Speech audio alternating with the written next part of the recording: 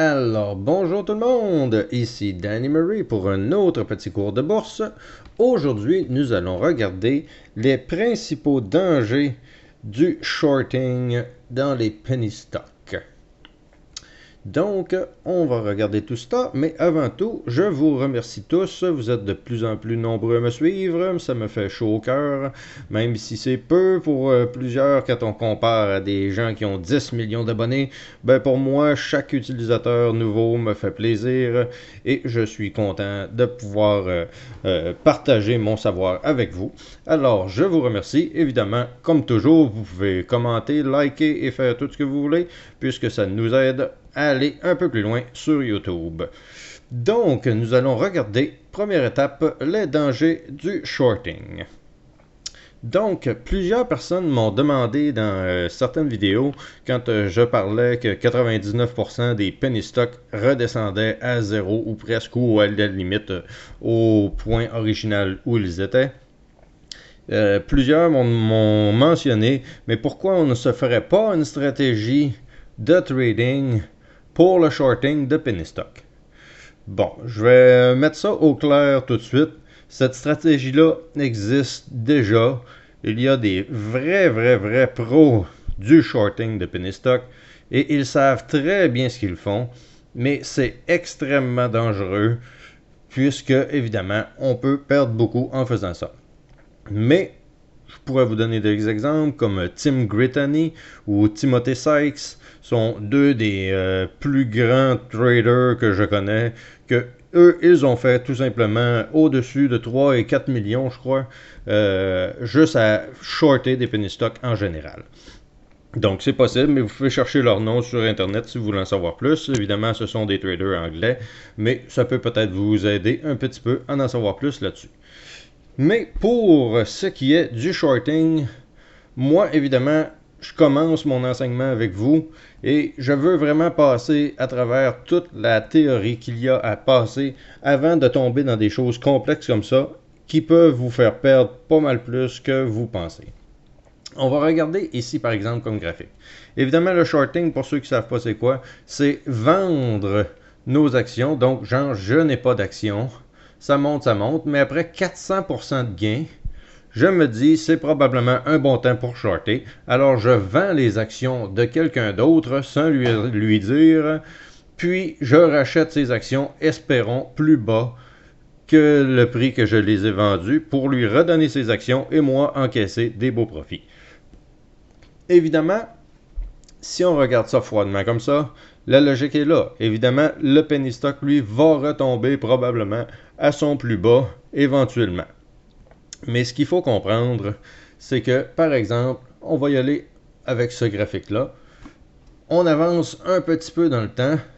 On l'a vu monter de 400%. Elle était à 5 sous. On est rendu à 24 sous. On fait des chiffrons, là, donc à peu près 25 sous. Donc, ça fait 400% de profit. Après 400 profits, on se dit, ah ben là, ça ne montera pas pour toujours, donc faudrait peut-être shorter et encaisser ces profits-là. Donc, on regarde ça, aller un petit peu plus loin. Eh bien oui, vous aviez raison. L'action est repartie de 24 sous et est déjà rendue à 9 sous environ. Donc, vous êtes content, vous vous dites, ah, je vais garder ça et tout ça, puisque ça va éventuellement redescendre à 4 sous ou 4-5 sous. Mais tout d'un coup, ça se met à aller dans une autre direction. Évidemment, on est en train de bâtir un bull flag et on voit le bull flag qui se forme ici. Je vais mettre des petites lignes pour vous éclairer. Donc, on a le bull flag qui est là, qui fait un triangle avec la pôle. Donc, on a le bull flag ici et on se dit, bon, ben ça va pas nécessairement dans la direction qu'on voulait. On pensait que oui, mais finalement, on a décidé de changer de direction.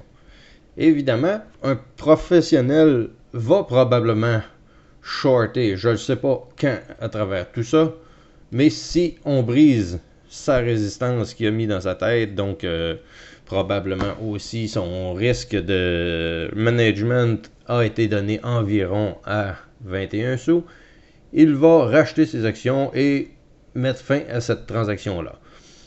Mais souvent, on n'a carrément pas le temps et ça se met à monter. Il y en a qui vont, ça va arriver carrément pendant la nuit, pendant que vous ne pourrez rien faire du tout. Et si on regarde ici, on a 20 sous et il montait à 48 sous. Ce n'est que le début, puisque évidemment, une action comme ça, quand ça décide de monter, ça se met à monter. On monte jusqu'à 90 sous. Donc, je vais vous expliquer ça le plus facilement possible. La chose la plus importante à comprendre dans le shorting, c'est que le maximum de profit qu'on peut faire, c'est 100%. Tandis que si on achète à la hausse, on peut faire 500, 1000, 10 000%, il n'y a pas de limite. Donc, pourquoi s'acharner à vouloir faire seulement 100% quand on pourrait peut-être à la place en faire 1000%? C'est une question que plusieurs se posent.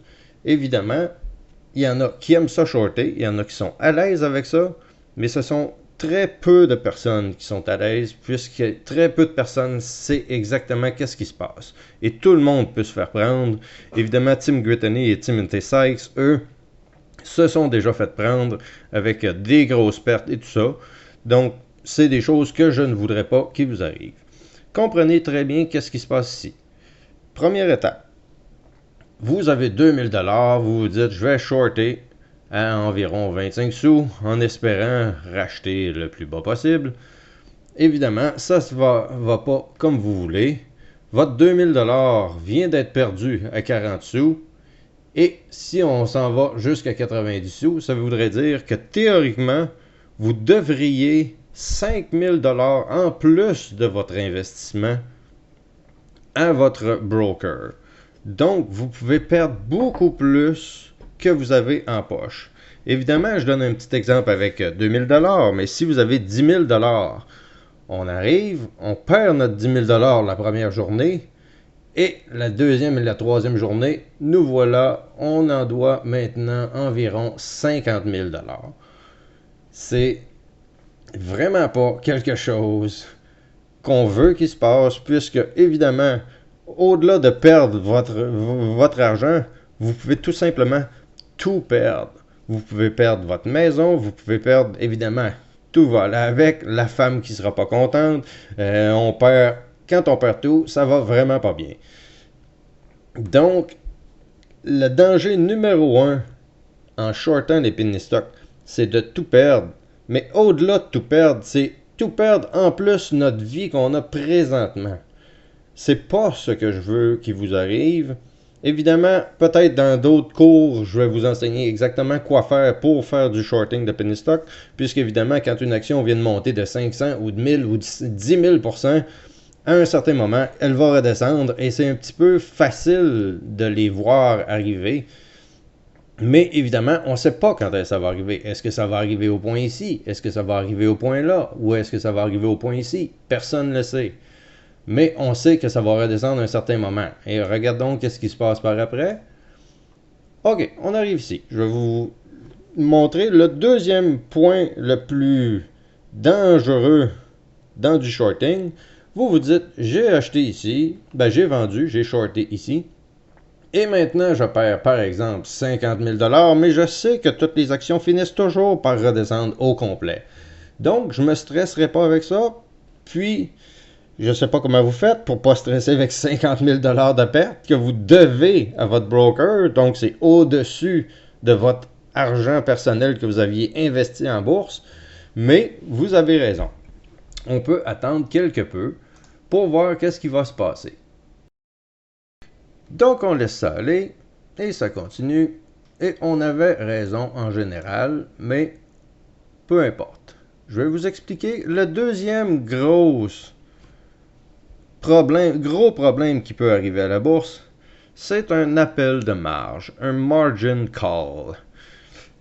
Un margin call, tous ceux qui ont eu les pires pertes de leur vie, et on parle là ici, moi j'en ai entendu jusqu'à 4 et 500 000 $ de pertes à shorter.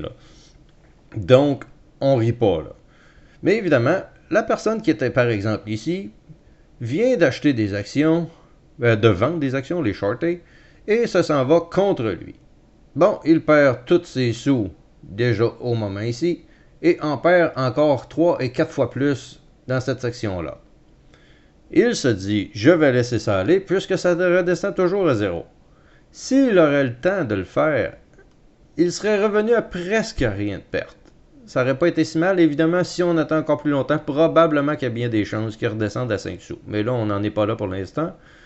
On est autour du 10 sous. Regardez, on est déjà plus bas que ce qu'on était vendu.